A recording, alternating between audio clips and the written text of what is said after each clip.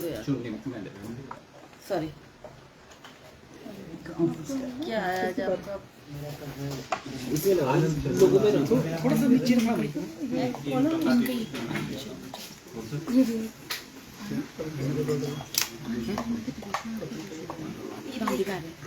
जी जी आनंद शर्मा जी ने steering committee से resign किया था, उसके बाद आज वो शिमला आए हैं, कांग्रेस दफ्तर भी आए हैं, आपसे भी मिले हैं। He said he campaign for the party. किस तरह की मुलाकात की? How do you see his resignation from the steering committee? Working for the party since the last 51 years.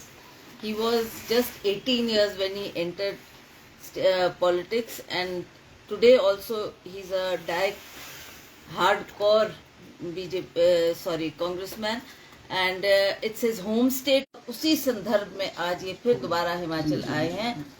जहाँ तक अभी आपने स्टीयरिंग कमेटी की बात की है, कुछ इनको लगता था, इनको ऐसा आभास हुआ कि मुझे कुछ नज़रअंदाज किया जा रहा है, पर ऐसी बात नहीं थी। कुछ इश्यूज इनके ध्यान में लाने आवश्यक थे, वो नहीं लाए गए, उससे वो थोड़ा उन्होंने नाराजगी जाहिर की।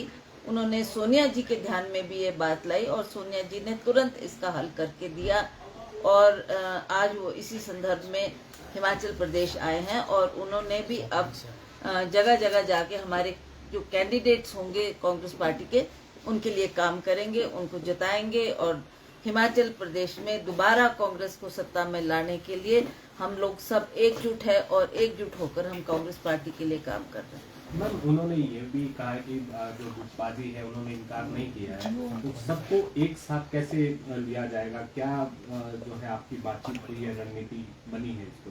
ऐसी बात है, जो आप ये गुटबाजी की बात करते हैं, ऐसा नहीं है।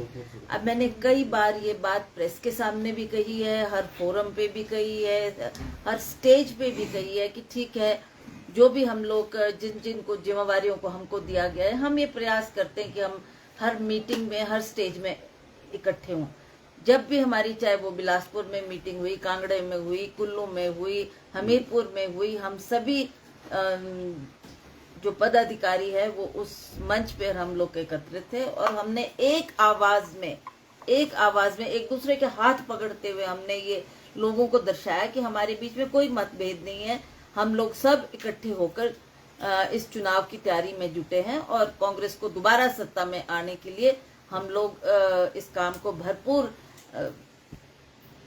श्रद्धा के साथ और भरपूर जोश के साथ हम लोगों के बीच में मैदान पर जाकर दोबारा कांग्रेस को लाने के लिए काम कर रहे हैं। मैम, प्रदेश में अभी बारिश से हालात जो है ठीक नहीं, नुकसान काफी ज्यादा हुआ। आप किस तरह से देख रहे हैं कि सरकार किस तरह की मदद पहुंचा रही है, लेकिन अलग अलग जगहों पर रोड्स काफी दिनों से बंद है, बिजली पानी की व्यवस्था भी जो है सुचारू नहीं हो पाई है?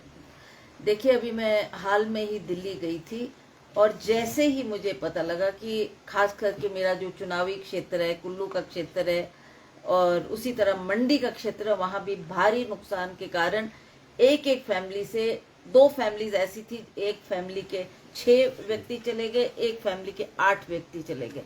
तो वो मुझे इतनी दुखद घटना जब मेरे सामने आई, तो तुरंत मैंने अपने सारे कार्यक्रम रद्द करते हुए रातों रात में चंडीगढ़ पहुंची। 1 बजे मेरा वहां पहुंचना हुआ, और सुबह तुरंत ही हम 7 बजे चंडीगढ़ से चलकर घटना स्थल पर पहुंचे, और उसका हमने वहां पर जायजा लिया, और तब तक सरकार की तरफ से कोई भी व्यक्ति उनके बीच में नहीं पहुंचा था।